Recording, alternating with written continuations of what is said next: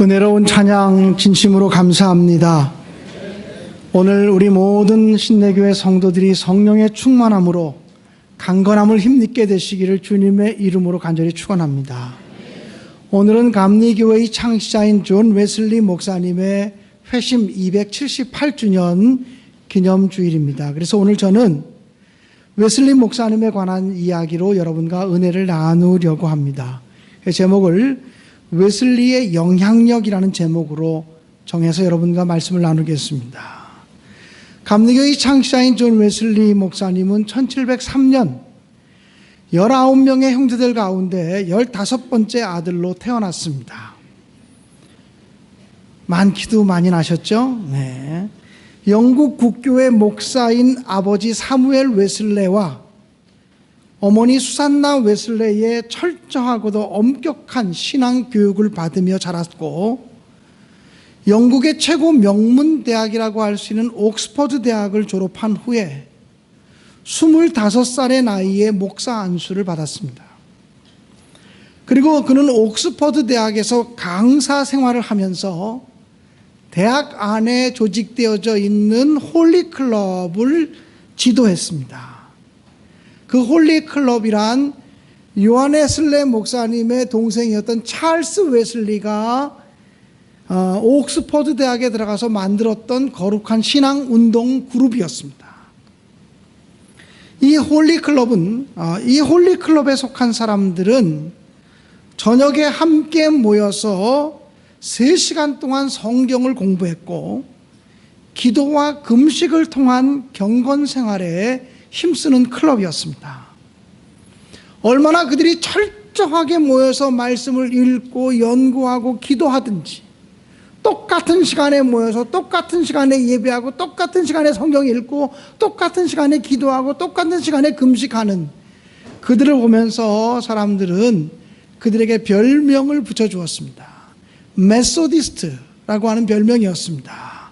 이 별명의 뜻은 규칙쟁이, 엄격주의자라는 뜻입니다. 규칙쟁이들이라고 하는 말입니다. 그 메소디스트라고 하는 말이 오늘날 감리교회의 영문 이름이 되었습니다. 그러므로 감리교도들, 존 웨슬리의 뒤를 잇는 감리교도들은 신앙의 규칙쟁이들이 되어야만 합니다. 존 웨슬리는 29살 때 북미 조지아주 선교사가 되어서 2년 동안 사역했지만 그의 사역은 철저하게 실패했습니다. 그래서 도망치듯 미국을 떠나 영국으로 되돌아왔습니다. 그는 성직자가 되고 또 선교사가 되었어도 자신의 구원조차 확신하지 못하였기 때문에 실패할 수밖에 없었습니다. 그런데 1738년 5월 24일 수요일 저녁이었습니다. 웨슬리는 내키지 않는 마음으로 올더스케이트 거리에 모라비안 교인들이 모이는 집회에 참석하게 되었습니다. 웨슬리의 일기에 보면 내키지 않는 마음으로 부득 억지로 갔다, 이렇게 되어져 있습니다. 마침 그 교회를 갔더니 아주 조그마한 교회였는데 목사님도 계시지 않고 평신도 한 사람이 마틴 루터의 로마서 주석 서문을 읽고 있었습니다. 마틴 루터가 쓴 로마서 주석 서문을 읽고 있는데 그 내용은 오직 의인은 믿음으로 말미암아 살리라 라고 하는 말씀이었습니다. 그 말씀을 평신도가 읽는 이야기를 들으면서 이상스럽게 웨슬레 목사님의 마음이 뜨거워지기 시작했습니다. 그는 예수를 구주로 믿음으로 말미암아 하나님이 나를 죄와 사망의 권세에서 구원하셨다라고 하는 사실을 깨닫게 되었습니다. 확신하게 되었습니다. 그 당시 영국 교회는 믿음으로 말미암아 구원받는다고 말하면 이단적인 이야기를 하는 것이었습니다. 그 당시 영국 국교회는 인간의 노력과 행함을 통해서 구원에 이를 수 있다고 가르쳤습니다. 이게 로마 천주교도 마찬가지고 영국 국교회도 마찬가지고 인간의 선행을 통해서 구원에 이를 수 있다고 가르치던 시절이었습니다. 그래서 존 웨슬리도 자기가 선하고 의롭게 삶으로 구원에 이르려고 얼마나 애썼는지 모릅니다. 존 웨슬리만큼 철저하게 기도하고 철저하게 금식하고 철저하게 신앙생활했던 사람이 없습니다. 그런데 그렇게 아무리 철저하고 엄격하게 신앙생활을 해도 내 마음속 깊숙한 곳에 있는 죄의 문제가 해결될 수는 없었다는 것입니다. 그런데 오직 의인은 믿음으로 말미암아 산다. 우리를 위해서 이미 이루어 놓으신 하나님의 구원 사역을 받아들이는 믿음으로 구원에 이른다라고 하는 사실을 확신하게 되었고, 그 다음부터는 이 존 웨슬리는 영국 전 지역을 다니면서 믿음으로 말미암는 구원에 대해서 설교했습니다. 당시 영국 교회는 믿음으로 말미암는 구원을 이야기하면 이단이라고 얘기했기 때문에 그는 가는 곳마다 배척을 받았습니다. 하지만 웨슬리는 굴하지 않았고 담대히 복음을 증거해서 그가 사는 날 동안에 20만 명의 이상의 사람들에게 복음을 증거했습니다. 그리고 그 당시 말을 타고 복음을 증거하러 다녔는데 존 웨슬리 목사님이 말을 타고 다닌 기간이 그 거리가 지구를 16바퀴 정도 돌 정도의 거리를 말을 타고 다니면서 날마다 복음을 증거했습니다. 그는 1791년 88세의 일기로 하나님의 부르심을 받았습니다. 그는 하나님의 부르심을 받을 때 마지막으로 이렇게 이야기했습니다. 무엇보다 좋은 것은 하나님이 우리와 함께 하심입니다. 그 세상의 그 어떤 것보다도 좋은 일은 하나님이 우리와 함께 하시는 일입니다라고 고백을 하면서 성경책을 손에 들고 하나님의 부르심을 받으셨습니다. 이 웨슬리 목사님이 세계교회에 또 한국교회에 어떤 놀라운 공헌들을 하고 있는지에 대해서 말씀을 좀 전하도록 하겠습니다. 여러분, 1884년에 우리나라의 감리교 선교사였던 아펜셀러 선교사와 장로교 선교사였던 언더우드 선교사가 배를 타고 인천의 제물포항으로 들어오면서 한국의 복음 전파가 시작되었습니다. 언더우드 목사님과 아펜셀러 목사님이 같이 배를 타고 왔거든요. 그런데 언더우드 목사님, 장로교 목사님이었던 언더우드 목사님은 당시에 결혼을 안 하신 총각 목사님이셨습니다. 감리교의 아펜셀러 목사님은 같은 연배의 사람이었지만 결혼해서 자기 아내가 있는 목사님이셨습니다. 그래서 같은 배를 타고 장로교 선교사와 감리교 선교사가 같이 같은 배를 타고 한국에 오게 되었는데 제물포항에 도착해서 어떤 사람부터 먼저 내릴까, 이게 굉장히 고민이었습니다. 어떤 사람이 먼저 내리느냐가 굉장히 중요한 문제 아니겠습니까? 어떻게 했냐면 이렇게 했습니다. 세 사람 중에 여자가 한 사람밖에 없기 때문에 레이디 포스트, 그래가지고 감리교 선교사인 아펜셀러 선교사의 부인이 먼저 제물포항에 내리고, 두 번째로 장로교 선교사였던 언더우드 선교사가 발을 디디고, 세 번째로 감리교 선교사인 아펜셀러 선교사가 발을 내디딤으로 한국 복음 선교가 시작이 되었습니다. 같은 날 같이 제물포항으로 들어왔는데 오늘날 130여 년이 지나고 난 다음에 보니까 장로교회의 교세가 감리교회의 3배도 넘습니다. 우리 감리교회는 처음에 들어오면서부터 교육선교, 의료선교에 집중하게 되었고, 장로교회는 교회를 세우면서 복음을 증거하는 일에 더 매진했던 결과이기도 할 것입니다. 한 130년쯤 지나고 나서 보니까 장로교회가 우리나라에서 제일 큰 교단이라 그런지는 모르지만 한국교회의 모든 교회 제도는 장로교회를 그대로 닮아가고 있습니다. 원래 우리 감리교회는 장로가 없는 조직이었습니다. 또 지금도 미국 감리교회나 영국 감리교회나 전 세계 어느 나라 감리교회를 가도 감리교회는 장로가 없습니다. 감리교회로서 장로를 가지고 있는 교회는 한국 감리교회뿐입니다. 그런데 이것은 우리 감리교회뿐 아니라 한국에 있는 성결교회나 순복음교회나 모든 교파의 교회들이 한국 장로교회의 제도를 그대로 본받아가면서 한국 교회는 거의 모든 교파의 교회들이 장로 제도를 가지게 되었습니다. 그렇게 보면 한국의 모든 교회들의 제도, 조직, 이것은 장로교회를 닮아갔다고 말할 수 있을 것 같습니다. 또 감리교회는 원래 목사님을 파송하는 파송제였습니다. 1960년대 중반까지만 해도 파송제였습니다. 감독과 감리사가 아무개 목사님 어느 교회로 가서 사역하세요라고 말하면 바로 짐을 싸가지고 이사해야 되고 그리고 담임 목사가 바뀌어야 되는 파송제였습니다. 그래서 감리교 목사들에게 그 당시 감리교 목사는 세 가지를 늘 준비하고 살아야 된다. 그러면서 첫 번째가 감리교 목사는 언제나 죽을 준비를 하고 살아야 된다. 두 번째, 감리교 목사는 언제나 어디서나 누가 말씀을 증거하라 그래도 말씀을 증거할 수 있는 설교를 준비하고 살아야 된다. 세 번째, 감리교 목사는 이사할 준비를 갖추고 살아야 된다.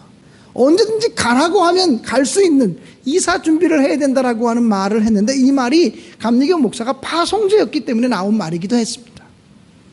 그런데 오늘날 감리교회의 인사제도는 장로교회를 그대로 닮아가면서 이제는 교인들의 초빙에 의해서 구역인사위원회가 구성되어서 교인들이 청빙하는 청빙제에 의해서 이제 목사들도 이동하게 되는 것을 보면 한국교회, 감리교회뿐 아니라 한국교회의 모든 교파들이 사실은 장로교회의 조직과 제도를 닮아가고 있다고 얘기할 수 있습니다.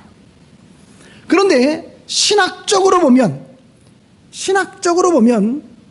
한국교회는 장로교를 포함해서 성결교, 침례교 모든 교파가 존 웨슬리의 감리교 신학을 거의 받아들인 상태라고 사실은 얘기할 수밖에 없습니다. 그 이유는 뭐냐면 여러분, 웨슬리 목사님께서 활동하기 이전에는 새벽기도 운동이라는 것이 사실 거의 없었습니다. 새벽기도에 웨슬리 목사의 산물입니다. 철야기도회 웨슬리 목사의 산물입니다. 속회, 구역예배, 소그룹, 셀 이런 거 다 웨슬리 목사로부터 시작된 운동입니다. 그리고 부흥회 웨슬리 목사의 운동입니다. 그리고 거리를 나가서 복음을 증거하는 거 웨슬리 목사 이전에는 절대로 그런 일이 금지되어져 있었습니다. 웨슬리 목사님이 돌에 맞고 핍박받으면서 거리 나가서 복음을 증거했기 때문에 복음을 가지고 증거하는 복음 전도 운동 웨슬리 목사의 산물입니다. 여러분, 한국교회가 체험을 강조하지 않습니까? 예수 믿는 사람들은 체험을 가져야 된다. 근데 여러분, 장로교회의 시초가 칼빈, 영어로 말하면 칼빈이고 그 프랑스어로 하면 칼뱅인데, 이 칼뱅이라는 사람이 가지고 있는 사상 속에는요, 체험이 그렇게 강조되지 않습니다. 체험을 강조하고 마음의 종교, 마음의 체험을 강조하는 것은 웨슬리적입니다. 근데 오늘 한국교회가 모두가 다 장로교뿐 아니라 모든 교파의 교회들이 체험을 강조하는 교회가 되어져 있고, 마음의 문을 열고 예수님을 영접하십시오, 예수를 구주로 모시고 결단하십시오, 이렇게 말하는데 이것이 다 웨슬리적인 것입니다. 그러므로 한국교회는 교리적으로 제도적으로 말하면, 제도와 조직으로 말하면 모두가 장로교를 닮아가고 있다고 말할 수 있고, 교리적으로 말하면 모두가 감리교의 교리를 닮아오고 있다라고 말할 수 있다라고 하는 것입니다. 존 웨슬리는 인간의 노력이 구원의 출발점이라고 하는 중세기적인 해석을 과감하게 버리고 하나님의 은총이 인간 구원의 출발점이라고 하는 사실을 강조하며 설교했습니다. 인간의 구원이 하나님의 은총에 의한 것이다 라고 말하는 것은 장로교인이나 감리교나 똑같습니다. 조금 차이가 있다면 장로교에서는 칼빈이 말하는 무제한적인 은총, 칼빈의 5가지 교리 가운데 무제한적인 은총을 이야기합니다. 즉 불가항력적인 은총을 말하는 것입니다. 즉 구원을 위해서 하나님이 은총을 베푸셔야만 되고 인간이 할 수 있는 일은 아무것도 없다라고 가르치는 것이 장로교 교리입니다. 그런데 존 웨슬리 목사님도 하나님의 은총을 강조하지만, 구원에 있어서 하나님의 은총을 강조하지만 책임으로 응답하는 은총을 얘기합니다. 하나님이 은총을 베푸셔도 인간이 책임있게 응답하지 않으면 구원의 역사가 우리에게서 이루어지지 않는다고 선포했습니다. 그래서 존 웨슬리 목사님은 자신의 설교에서 아우구스티누스를 자주 인용했습니다. 아우구스티누스는 이런 얘기를 했습니다. 우리 없이 하나님이 우리를 만드셨지만 우리 없이 구원의 역사를 이루시진 않는다, 이렇게 말했습니다. 즉 하나님이 구원을 우리가 알기도 전에, 우리가 깨닫기도 전에 당신의 계획과 섭리에 의해서 예수 그리스도를 보내시고 피 흘려 죽으심으로 구속의 사역을 완성하셨지만, 예수 그리스도를 구주로 받아들이는 믿음의 응답을 통해서 구원의 역사가 이루어진다라고 선포한 것이 바로 존 웨슬리 목사입니다. 여러분, 아주 비근한 예를 들겠습니다. 이 세상에 가나다라, 마바사, 자차카타, 파하, A, B, C, D, E, F, G 해가지고 수없이 많은 사람이 있다고 칩시다. 그러면 예수께서 피 흘려 죽으신 것은 누구를 위해서 피 흘리셨습니까? 자, 제가 질문하겠습니다. 예수께서 피 흘리신 건 누구를 위해서 피를 흘리셨습니까? 이 세상에 있는 모든 사람의 죄를 위해서 피 흘리셨다. 1번. 2번, 여러분 대답해 보시는 거예요. 2번, 이 세상의 모든 사람들 가운데 하나님이 구원받기로 예정하신 A, C, F, G 이렇게 있고 나머지는 지옥 가도록 예정됐다 그러면 예수 그리스도의 피 흘리신 것은 A, C, G, F 이 사람들만을 위해서 피 흘리셨다. 여러분 어떻게 대답하시겠습니까? 1번입니까? 2번입니까? 예? 여러분이 감리교인이라서 1번이라고 대답하는 겁니다. 예수님이 온 세상의 죄를 위해서 피 흘려 돌아가셨다라고 하는 것이 1번입니다. 이게 감리교적인 생각입니다. 근데 장로교 칼빈의 생각에 의하면 예수님은 구원받기로 예정된 사람들의 죄를 위해서 돌아가셨다는 겁니다. 예수님은 구원받기로 이미 선택하시고 예정한 사람들의 죄를 위해서 피 흘리고 돌아가셨다는 겁니다. 그래서 예수님은 구원받기로 예정되지 않은 사람의 죄를 위해서는 피 흘리지 않으셨다는 게 장로교적인 생각입니다. 이 장로교적인 생각이라면 칼빈의 생각입니다. 그런데 오늘날 한국 모든 교파의 교리가 감리 웨슬리화 되었다라고 하는 말은 그런 의미입니다. 언제나 모든 목사님들이 설교하면서 마음의 문을 여십시오, 예수를 구주로 영접하십시오, 이 시간 예수를 구주로 영접하기로 결단하십시오라고 말하는 것이 웨슬리적인 설교라고 하는 말입니다. 자기도 모르는 사이에 우리 조직은 다 장로교처럼 닮아가게 됐고, 또 130여 년을 지나는 동안 우리도 모르는 사이에 모든 교파의 설교는 감리교 웨슬리 목사의 설교로 다 조금씩 바뀌었다라고 하는 거예요. 이게 한국교회의 현실이다라고 하는 사실입니다. 1999년 10월 31일 날 종교개혁 기념주일에 독일의 루터교회와 로마 카톨릭 교회가 에큐메니칼 신학 선언을 했습니다. 이 천주교회와 독일의 루터교회는 하나 될래야 하나 될 수 없는 적대 감정이 있습니다. 왜냐하면 마틴 루터가 신부였다가 천주교의 잘못을 부르짖으면서 빠져나오면서 개신교가 생겼기 때문에 루터교회, 마틴 루터를 중심으로 하는 루터파 교회와 천주교회가 하나 되기가 참 쉽지 않습니다. 1999년 10월 31일 날 에큐메니칼 신학 선언을 통해서 루터교회와 천주교회가 공동의 신앙 고백을 했습니다. 그게 뭐냐면 신앙에 의한 의롭다 하심과 행함에 의한 성화를 우리 모두가 믿는다라고 하는 고백이었습니다. 다시 말하면 예수를 구주로 고백하는 믿음, 이게 루터파 교회가 강조하는 믿음의 핵심이죠. 개신교회의 핵심 신앙이죠. 천주교의 핵심 신앙은 뭐냐면 선행과 의로운 행동을 통해서 구원에 이른다는 것입니다.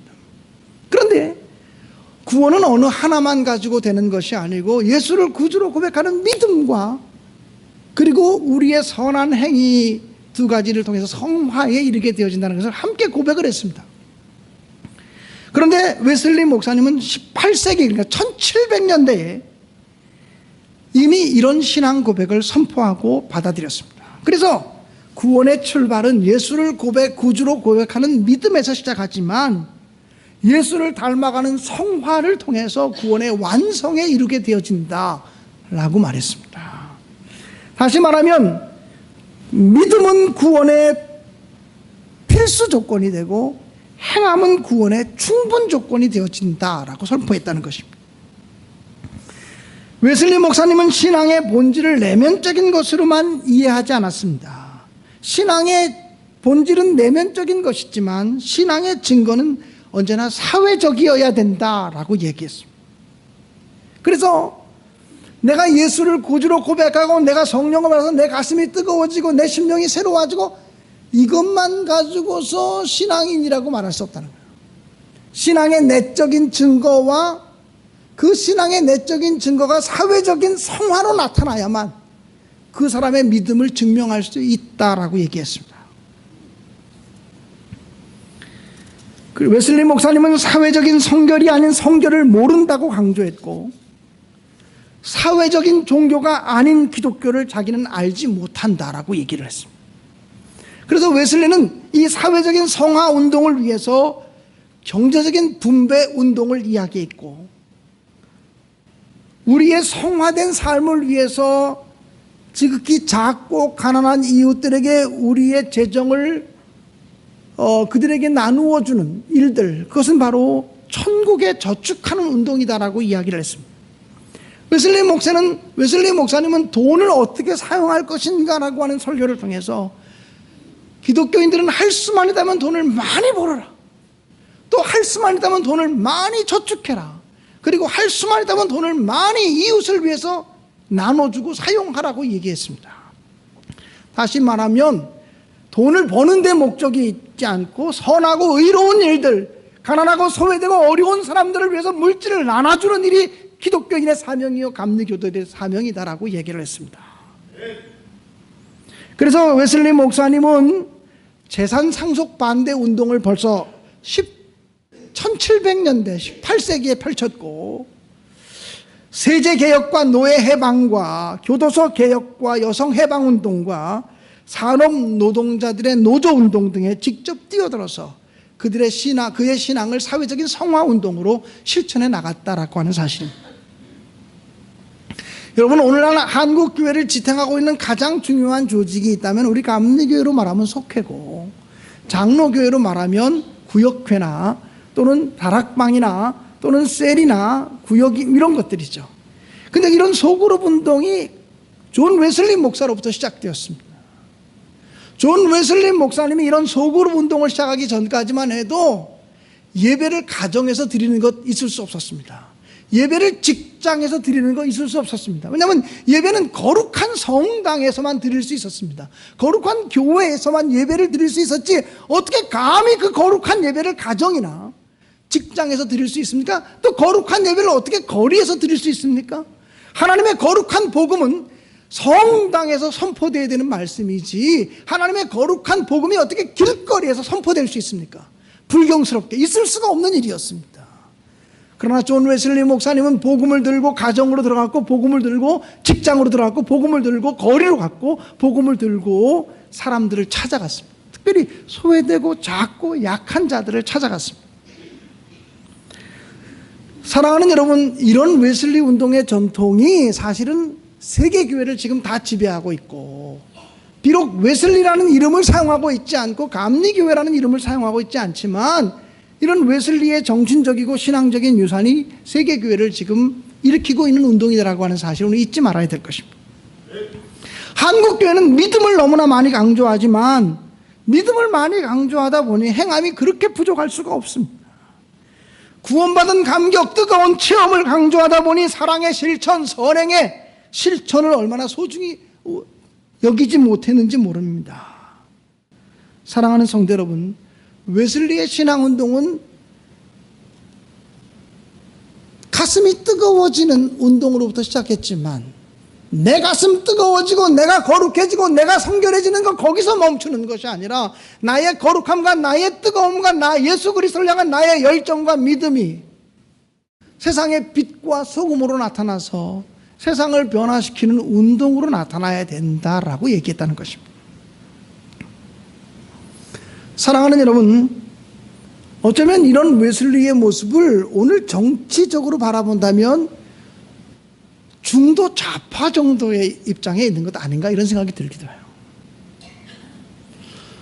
이렇게 웨슬리 목사님이 언제나 가진 자보다는 가지지 못한 자, 있는 자보다는 없는 자, 소외된 사람들에 대한 관심을 가지며 예수 그리스도의 사랑을 실천하는 운동을 펼쳤다라고 합니다.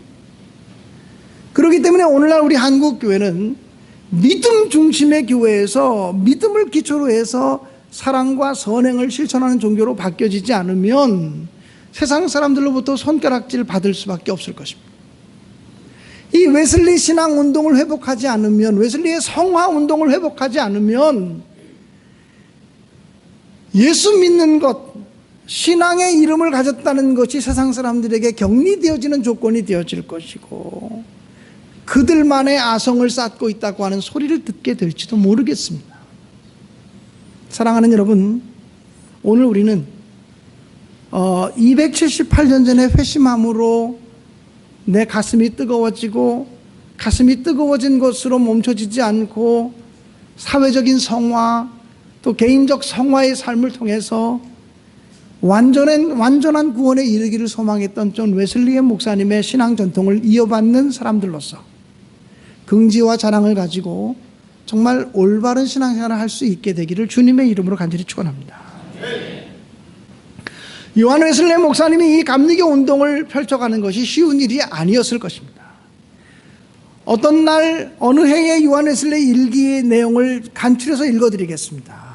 5월 5일 오전 세인트 앤 교회에서 설교했다. 그들의 반응은 가서 다시는 오지 마시오 라는 반응이었다. 5월 12일 오전 세인트 유다 교회에서 설교했다. 설교한 이후 다시는 그 교회에 갈 수 없게 되었다. 같은 날 오후 세인트 조지 교회 설교하다가 쫓겨나고 말았다. 5월 19일 오전에 세인트 앤드류 교회에서 설교하다가 장로들이 긴급 모임을 갖게 되었고 오지 말 것을 요청하였다. 같은 날 오후 거리에서 설교하다가 내쫓겼다. 5월 26일 오전 초원에서 설교를 하고 있는데 사람들이 황소를 풀어놓아서 사나운 황소 때문에 쫓겨다녔다. 6월 2일 오전 마을 변두리에서 설교를 했는데 사람들이 경찰에 신고해서 경찰에게 추방당하고 말았다. 같은 날 오후 어느 목장에서 설교를 했는데 감격스럽게도 1만 명의 사람이 참석해서 내 설교를 들었다. 이런 얘기입니다.